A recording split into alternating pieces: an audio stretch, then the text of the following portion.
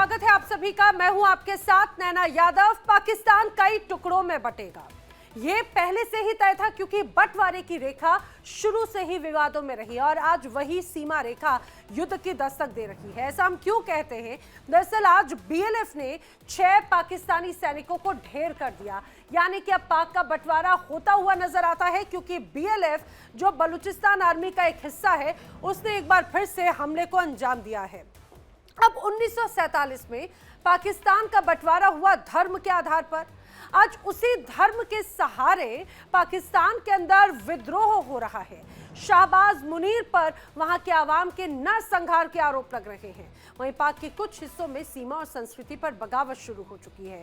बलूचिस्तान पाक से आजाद होना चाहता है। बलूच समर्थकों की आजादी की लड़ाई निर्णायक मोड़ पर है, तो वहीं दूसरी तरफ टीटीपी भी पाकिस्तानी सेना पर हमलावर है। धमाके ऐसे होते हैं कि मुनीर के सैनिकों के चीथड़े उड़ जाते हैं। पाक सेना के जानी दुश्मन टीटीपी के लड़ाके हैं और अब तो तालिबान ने भी ऐलान कर दिया कि डुरूंड लाइन पर पाक की दखल बर्दाश्त नहीं होगी। पाकिस्तान के भीतर इस्लामाबाद, लाहौर जैसे शहरों के पास में भी अब टीएलपी ने शहबाज सरकार के खिलाफ झंडा बुलंद कर दिया है। अमेरिका पस्त मुनीर शहबाज पर मुसलमानों के साथ में गद्दारी का इल्जाम एक तरह से चस्पा कर दिया गया है। आपको बताते हैं कि कैसे पाकिस्तान मुसीबतों से घिर चुका है। चाहे जितनी भी कोशिश कर ली जाए शहबाज और मुनीर, लेकिन पाकिस्तान के बंटवारों को रोकना अब मुश्किल ही नहीं बल्कि नामुमकिन सा लगता है। कैसे पाक घिर चुका है, आइए मैं आपको जरा समझाती हूँ कुछ ग्राफिक्स के जरिए। गृह युद्ध जैसे आसार नजर आते हैं, बीएलए का रौद्र रूप नजर आता है, पीओके मांगे आजादी जैसे लगातार नारे सुनाई देते हैं। इतना ही नहीं, बलूचिस्तान में विद्रोह की आग भी जमकर भड़क रही है। खैबर पख्तूनख्वा में टीटीपी का वर्चस्व नजर आता है। राजनीतिक अस्थिरता एक बहुत बड़ा इसका मसला है। महंगाई ने कमर तोड़ रखी है। चरम पर बेरोजगार यहां पर देखने को मिलता है। सेना सरकार में तकरार बड़े स्तर पर सीधे सीधे नजर आती है और विपक्षी पार्टियों का भी दमन धीरे धीरे कर होता हुआ नजर आता है। आपको यह भी जानना चाहिए कि टीटीपी जो पाकिस्तानी सेना का सबसे बड़ा दुश्मन है, वो आखिर चाहता क्या है और आखिर इसका निर्माण कब हुआ, ये बना कब। दरअसल टीटीपी 2007 में जिसका गठन हुआ, अफगानिस्तान में एक तरह से वो सुरक्षित है। अफगान तालिबान से वैचारिक संबंध इसके माने जाते हैं और समझिए 2021 में काबुल में इसकी वापसी हुई थी, तालिबान की वापसी हुई थी। टीटीपी हमले पाक में और भी तेज इस बीच हो चुके थे। खैबर पख्तूनख्वा में सबसे ज्यादा हमलों की तस्वीरें नजर आई। अमेरिका समर्थित नीतियों का विरोध लगातार टीटीपी की तरफ से किया जाता रहा है। टीटीपी लगातार आत्मघाती हमले करता रहा है। बम धमाके टीटीपी की एक बड़ी पहचान है और वही तस्वीरें पिछले कुछ वक्त में पाकिस्तान से लगातार देखने को मिली। अब टीटीपी का मकसद क्या है, यह भी आपको समझना चाहिए। दरअसल टीटीपी का पाकिस्तान में शरीयत लागू करना सबसे बड़ा मकसद है। पाक सेना, पाक सरकार उन्हें इस्लाम विरोधी ये टीटीपी के लड़ाके मानते हैं। पाक सेना को मुख्य दुश्मन टीटीपी घोषित कर चुका है। इतना ही नहीं, जो सीमावर्ती इलाके हैं वहां पर कब्जे की कोशिश भी लगातार टीटीपी की तरफ से की गई। ड्रोन हमलों के खिलाफ में उग्र एजेंडा इनका नजर आता है। तालिबान स्टाइल शासन एक तरह से ये लाना चाहते हैं।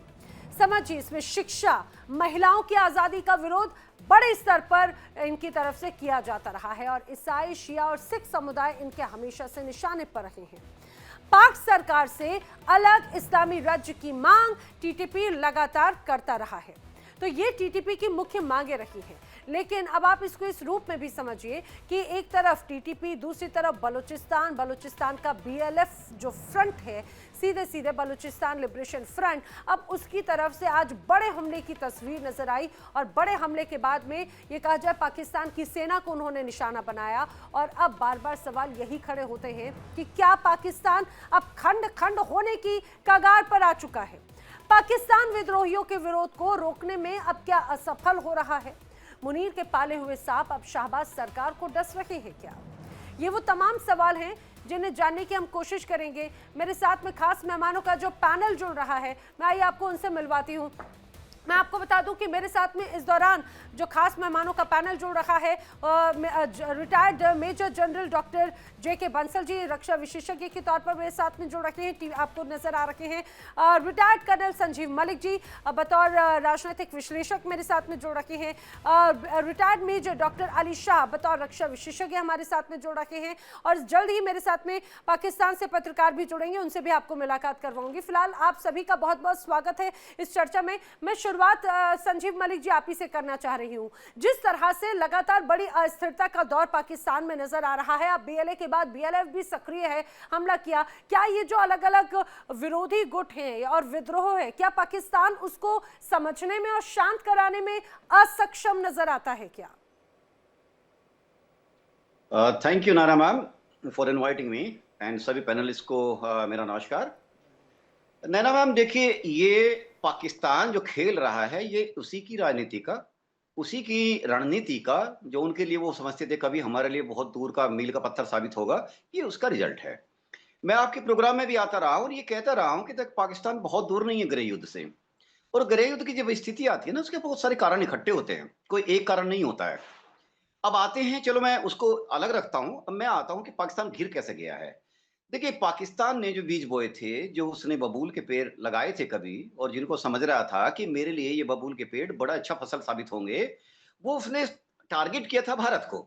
लेकिन आज वो उसी के अहाते में आकर उसको बार बार चुभ रहे हैं और उसको ऐसा घायल कर रहे हैं कि उसको समझ नहीं आ रहा कि मैं इस पेड़ को काटूं, और काटूं तो कहां से काटूं।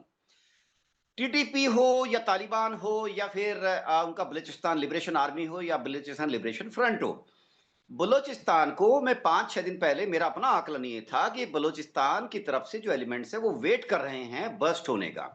अब मेरे ख्याल से बलूचिस्तान के जो वहां पर जो बीएलए ने अटैक किया है, ये भी उसका छोटी सी शुरुआत है।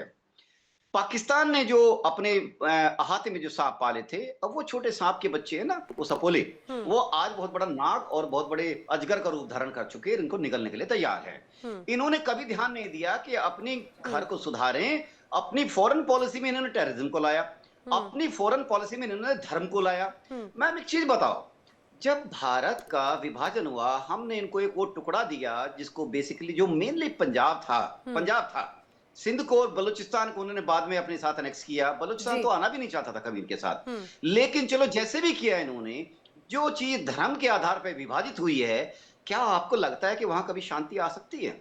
कभी नहीं आ सकती। ये अपने आप को बड़े बड़े मसीहा शांति दूत बोलते हैं। मैम ये लोग, दूसरा पॉइंट मैं ये कहना चाहता हूं, जो लोग दूसरे का हथियार बनते हैं, दूसरे का टूल बनते हैं, वो कभी अपनी देश की दिशा नहीं तय कर सकती, अपनी पॉलिसी वो नहीं बना सकते। इन्होंने भारत को केंद्रित करते हुए पिछले इतने सालों में अपनी टेररिज्म, धर्म, उन्मादता, कट्टरवाद, इन सब का एक बहुत बड़ा अच्छा घोटा तैयार किया है और सब वहां की जनता को पिलाया है। ठीक है, बर्बाद हो गई है। मुझे दुख होता है पर्सनली, यहाँ पे पाकिस्तान को मेहमान भी नहीं है, मुझे दुख होता है कि वो भी इस दुनिया की मेन स्ट्रीम का हिस्सा नहीं बने हैं। जहां पे जाके इनकी रिलायबिलिटी देखिए ना, इनकी हरकतों की, इनके पाकिस्तान के यानी प्रीमियर तक की यानी तलाशी कैसे होती है, मुझे कहने की जरूरत नहीं है, आप तो पत्रकार है, आपको सब मालूम है। इन लोगों के पासपोर्ट की वैल्यू क्या है, इन लोगों की मॉनेटरी जो इनकी जो रुपया है उनकी वैल्यू क्या है। मैम ये बनाते क्या है, ये दुनिया को देते हैं, ये बनाते हैं, यस बनाते हैं, टेरर बनाते हैं मैम, पैदा करते हैं, उन्मादी पैदा करते हैं, कट्टरवाद पैदा करते हैं, और क्या करते हैं, दुनिया को देते क्या है, जो दुनिया इनसे दोस्ती का हाथ बढ़ाए, दुनिया को यही बात हो जाती है सर। वैसे अब हमारे साथ में पाकिस्तान से senior journalist doctor Sajjad Bukhari भी जुड़ चुके हैं। सज्जाद बुखारी, आपका भी इस चर्चा में बहुत बहुत स्वागत है। मेरे साथ में अन्य पैनलिस्ट भी मौजूद हैं, मैं उनका रुख करूं, लेकिन सज्जाद बुखारी आप ही से ये सवाल, जिस तरह से अभी हमने देखा कि बीएलएफ ने भी आज एक बड़ा हमला किया और उसमें भी पाकिस्तान की जो सैनिक हैं उनको काफी ज्यादा डैमेज किया है, क्या ये मान ले कि पाकिस्तान में एक नहीं बल्कि कई पाकिस्तान है, चाहे बात सिंध हो, बलूचिस्तान हो, केपीके हो, पंजाब, जिनके हित आपस में टकरा रखे हैं और ये इसी को लेकर अब विद्रोह की आग में लगातार झुलसते नजर आते हैं? नैना जी बहुत शुक्रिया, आप सबको आदाब अर्ज़ हो पाकिस्तान के पैनलिस्ट की जानिब से। और मैं आपके जवाब से पहले जो है वो चाहता हूँ कि एक कंसिस्टेंट जो है वो डिस्कशन होनी चाहिए और डिसाइसिव जो है रिस्पॉन्ड जो है वो जरूरी होता है। तो मेरे भाई अभी थोड़ी देर पहले रेलिवेंसी की बात कर रहे थे कि पाकिस्तान में रेलिवेंट हो गया है। पाकिस्तान क्या बना रहा है, पाकिस्तान जो है मैन्युफैक्चरिंग में इस टाइम पाकिस्तान दुनिया के 11वें नंबर पर आया हुआ है। पाकिस्तान इस वक्त JF-17 थंडर समेत जो है टेक्टिकल शॉर्ट रेंज के वेपन समेत बहुत कुछ बना रहे हैं। आपके पास कोई इंजन भी नहीं होते हैं, आप अपना जरा सोचें। और पाकिस्तान कहाँ कहाँ एग्जिस्ट करता है। पाकिस्तान इस वक्त जो है इजराइल और हमास के दरमियान जो है वो TORs बनाने में पाकिस्तान कलीदी किरदार अदा कर रहा है। पाकिस्तान का इस वक्त यूरोपीय यूनियन में और EU में पाकिस्तान का जो आप किरदार है वो आप देख लें। पाकिस्तान इस पूरे खिते में जो है वो एक बड़ा स्ट्रेटेजिक जो है वो इम्पोर्टेंस रखता है। आप रेलिवेंट्स की बात करें तो इररेलिवेंट तो आप हो गए हैं। आपका तो इवन के अपने पड़ोसी जो है वो बांग्लादेश के साथ भी आपके अच्छे रिलेशन नहीं है, अमेरिका के साथ भी आपके अच्छे रिलेशन नहीं है। अभी आप बार बार जो है वो तलवे चाट रहे हैं, कभी अफगानिस्तान के तलवे चाटते हैं, कभी चीन के पास आप भाग के चले जाते हैं। ये तो आपके जर्नलिस्ट कह रहे हैं, ये तो आपके एंकर्स कह रहे हैं, ये तो आपके जो राइटर्स है वो कह रहे हैं। जहां तक बात रही बलूचिस्तान के हवाले से बात की, तो देखिए मैं आपको एक बात बताऊं, पूरे मुल्क में दुनिया की किसी भी स्टेट में इस तरह की जो है वो प्रॉक्सीज भी सरगर्म अमल रहती हैं।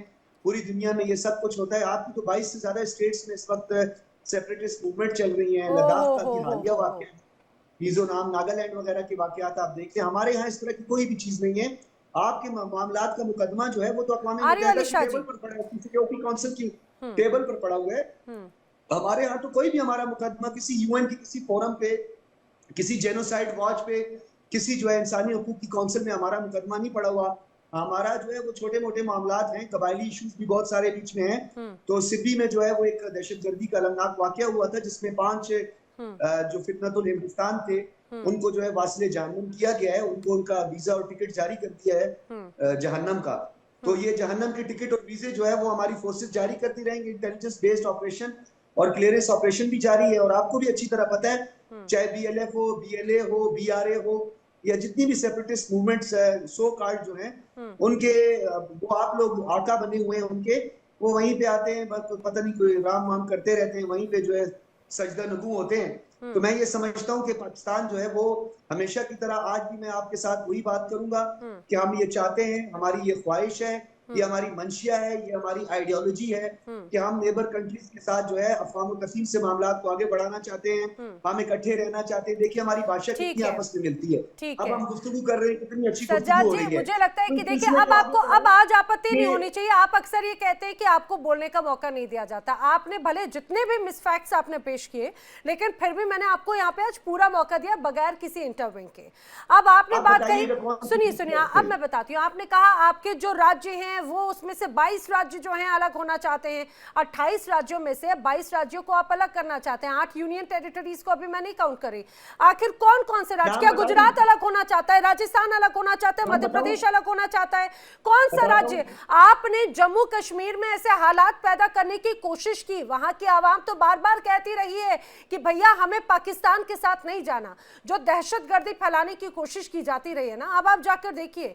और आप अगर बाकी राज्यों की बात करते हैं तो अंदरूनी मामले में आपको बता दूं, वहां पर भी जितने अच्छे से इंडिया उन सारी चीजों के साथ में इतना बैलेंस्ड होकर सारी चीजें नजर आती है ना, पाकिस्तान को तो इस मुंह से कभी बोलने भी नहीं चाहिए। अली शाह जी आपकी बात पे रिएक्ट करना चाह रहे थे। अली शाह जी, मैं इसी बात को लेकर कि इतने अलग अलग खंड नजर आते हैं, इंडिया का कंपैरिजन करना खासतौर से इन चीजों को लेकर क्या कहीं से कहीं तक कोई रिलेवेंसी नजर आती है क्या? सवाल पूछा है आपने नैना जी। देखिए पाकिस्तानी पत्रकार कुछ मैं इनको शायद पता नहीं है, पता होने की बात भी। पहली बात तो देखिए, अगर हम बात करें पाकिस्तान सूरत पाकिस्तान की अली शाह जी, आपके ऑडियो में कुछ कनेक्शन नेटवर्क का इशू, मैं आपको दोबारा कनेक्ट करा रही हूँ, लेकिन मैं बंसल सर का रुख करना चाह रही हूँ जब तक जल्दी से। बंसल सर, आपसे इस चीज़ को समझना चाहेंगे। खास तौर से हम लगातार देखते रखे हैं, क्योंकि जो TTP की बात हो या फिर बलूचिस्तान की बात हो, यहाँ पर BLA की बात हो, ये कोई पहला ऐसा मौका नहीं है जब उनकी नाराजगी इस रूप में नजर आती रही है। और पाकिस्तान की सेना को, पाकिस्तान की सरकार को हमेशा से TTP जैसे संगठन निशाने पर लेते रखे हैं। और बलूचिस्तान की तो नाराजगी ही यहाँ की सेना की दहशतगर्दी की वजह से रही है। अब अगर यहाँ पर ये अटैक होते हैं तो आपको ऐसा लगता है कि अब ये बहुत पीक की तरह बढ़ रहा है ये पूरा विद्रोह, आने वाले वक्त में ये विद्रोह और भी ज्यादा हाई होता हुआ नजर आ सकता है? गुड इवनिंग नैना, बिल्कुल सही सवाल आपने पूछा। ये विद्रोह बहुत भयंकर होगा और भयंकर यहाँ तक होगा कि पाकिस्तान कि अभी जो है बहुत जल्दी ही सब लोग ये अलग हो जाएंगे, चाहे बलूचिस्तान ले लीजिए, खैबर पख्तूनख्वा ले लीजिए। मैं एक बात यहाँ कहना चाहूंगा, जो अपने हमारे फ्रेंड हैं सज्जाद जी, ये एक पत्रकार हैं, वरिष्ठ पत्रकार हैं। पत्रकार का काम होता है कि वो सच्चाई ला करके अपने नेशन को उनको आईना दिखाए, जिससे कि वहां पे कुछ इम्प्रूवमेंट हो। अब ये भी जानते हैं इसी को कि ये क्या कह रहे हैं, वो सब कुछ उधर उधर की बातें झूठ का परिंदा रख रहे हैं, क्योंकि इनकी मजबूरी है। मजबूरी इसलिए है कि आर्मी वहां पर हावी है पत्रकारों पे। एक दो पत्रकार को छोड़ के, जैसे एक काजमी है, वो सच्चाई बात करती है, बाकी कोई वहां सच्चाई नहीं बोलता। तो सच्चाई इसलिए नहीं बोलता, तो पाकिस्तान जो है ना, उसकी जो सबसे बड़ी दुश्मन इनकी आर्मी है।